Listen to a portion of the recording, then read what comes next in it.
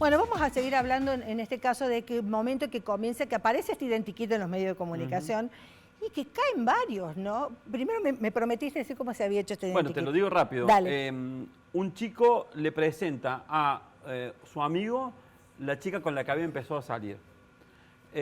A los 6 días, el amigo se cruza a la chica que le acababa de presentar su amigo, abrazada a otra persona. Y se queda con la sensación de que lo estaban engañando a su amigo. Ese chico es el que aporta los datos claves para el identikit de Sagen, porque es la única persona que lo ve de frente. Perfecto. Y lo ve de frente durante 15 segundos en una caminata por Nueva Córdoba.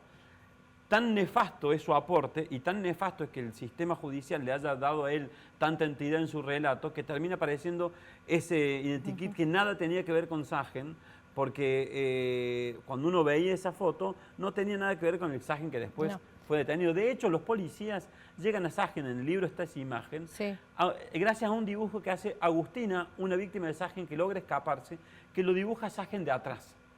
Era más parecido a Sagen el dibujo de una persona caminando de atrás, que es realmente muy parecido a Sagen, que el identikit que se utilizaba en ese momento para divulgar. No, y lo peor de este identikit, que ya lo vamos a ver, metió en la justicia y en la cárcel a varios por portación de rostro, nada más. Y a uno en particular que le arruinó la vida y terminó matándolo. Exactamente. Gustavo Camargo. No sé si está en el informe. Sí, Gustavo Camargo era el carnicero. Era verdulero de San Vicente. Exactamente. Un chico divino, igual al identikit. Era igual, que pasa 29 días, si no recuerdo mal, preso en Bower, señalado como violador serial hasta que el ADN da que es negativo. Él sale de la cárcel, empieza a tomar y muere de cirrosis hace unos años, y la familia hoy, todavía hoy, pide que alguien diga quién les paga la vida que le robaron después de detener a un inocente por ese identikit que la justicia mostraba en todos lados. Errores garrafales en ese momento, pero terribles. Mira, vamos a ver en la parte del informe. Las víctimas del violador serial siguen esperando. Hasta el momento la policía y la justicia han fracasado en el intento de dar con el hombre que sometió a más de 30 mujeres. Sin embargo, la falta de profesionalismo con que se ha manejado la pesquisa motivó que 9 personas tuvieran que cargar con semejante sospecha. El caso más terrible, el de Gustavo Camargo, a quien el fiscal Gustavo Nievas mantuvo detenido más de 40 días y era inocente. Bastante la discriminación que se hace. Más que todo con nosotros los que tenemos rasgos norteños, que sí, no sé.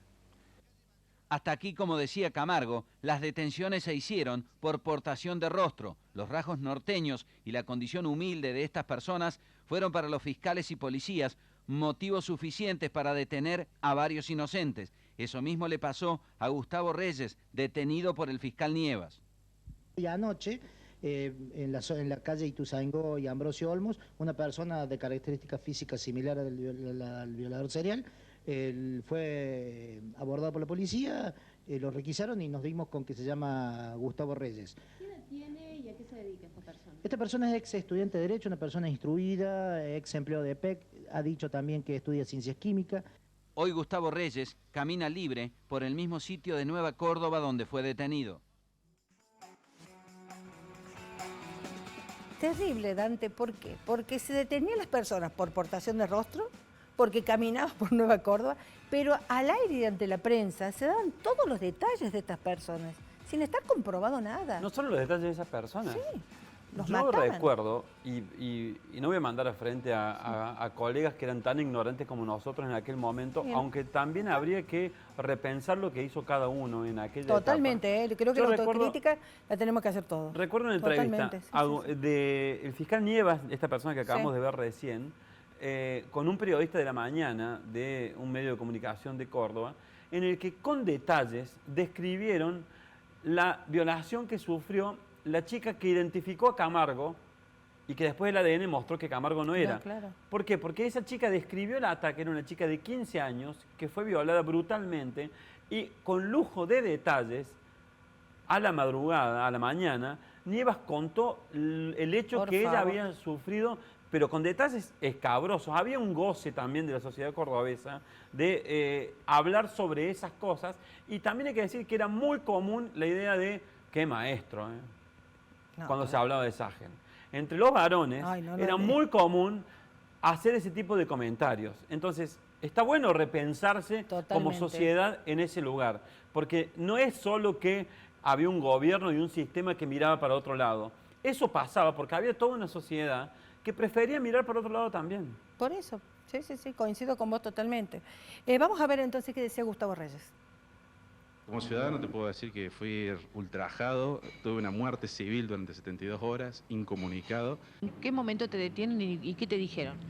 Bueno, yo estaba haciendo un cursillo de introducción a los estudios en la ciudad universitaria el 27 de enero a la noche, al salir en Nueva Córdoba, en un lugar público, sentado en una vereda frente a un negocio, una mesa que justamente era del negocio, estaba tomando una gaseosa con un compañero de facultad, y un agente de policía se acercó y nos pidió documentos. Da la casualidad que yo tenía mis documentos, tenía mi libreta de estudiante que atestigaba mi presencia en la zona y se me imputó como que era un mero odiador. Que me lo notificaron estando en la alcaldía de tribunales, un lugar detestable, donde están los peores personajes detenidos. Mira, sentí una ira, una cólera que aún todavía la siento cuando lo recuerdo. Gracias a Dios existe el ADN. Si no existiera el ADN, yo no podría ni siquiera solicitar nada. ¿Eso ya está comprobado?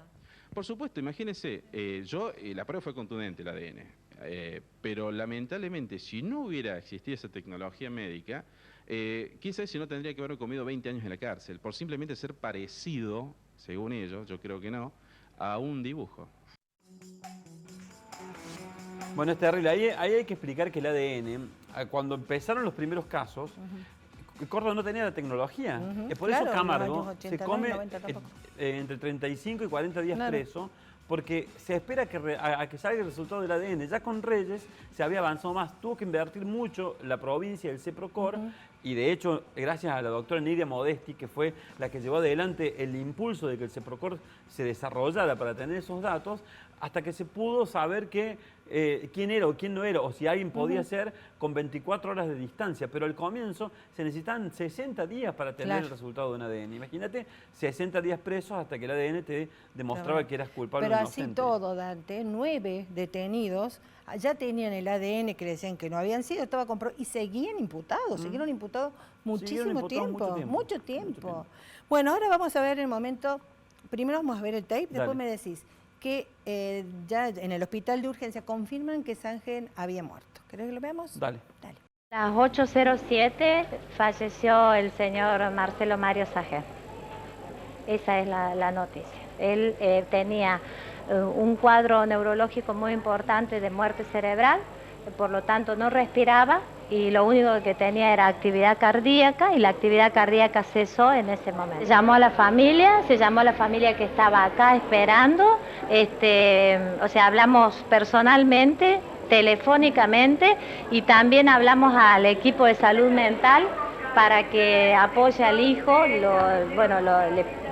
anuncie la situación al hijo y lo apoye en este momento. Está la doctora que estaba a cargo, ¿te acordás? Del hospital de urgencia diciendo, bueno, que No había recuerdo sido quién era. encontrado. Sí recordemos cómo fue la trama ese día, ¿no? Sí. Nos despertamos a la mañana con Miguel Claria dando un dato muy fuerte. Dijo, habrían identificado al violador serial y anunció que había una conferencia de prensa en la Casa de Gobierno donde se iba a dar el nombre. Esto fue el 28 de diciembre, porque era el Día de los Inocentes. Hago un paréntesis. Sí. 6 días antes lo filman a Sagen cerca de su casa, la policía. Llegan con esa filmación al estudio de Ugarte, donde se juntan Ugarte, Ayravedian, Maximiliano Ayravedian, Caballero, el otro fiscal, los 3 fiscales, más todos los policías que investigaban el caso, más los colaboradores de los fiscales y dicen, es él, lo detengamos.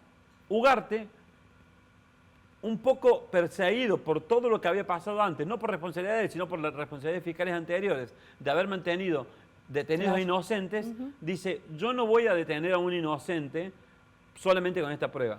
Esperemos el resultado del ADN.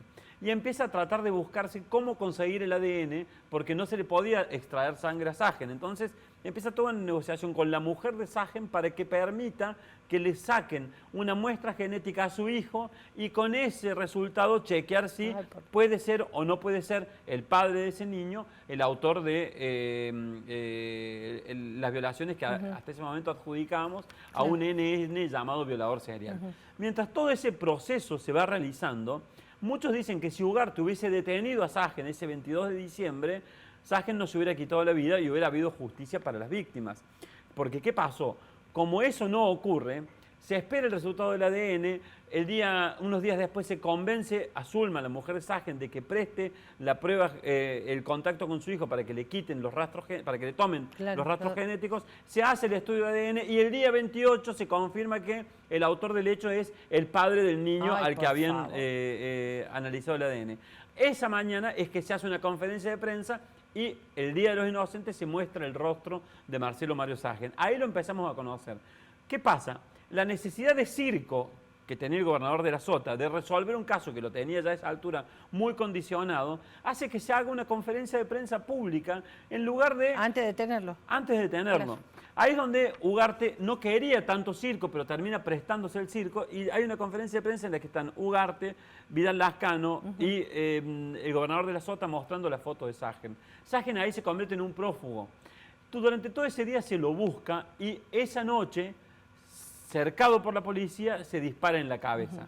Entra en estado de coma y el día 31 de diciembre muere. La conferencia, lo que veíamos recién de esa médica hablando, es que Sagen entró moribundo y después termina falleciendo en el hospital. Bueno, veamos rápidamente, nos vamos a ir a la última nota que teníamos prevista, justamente con Ugarte y de la Sota, cuando están hablando de este tema. ¿Querés que lo veamos? Dale. Lo vemos.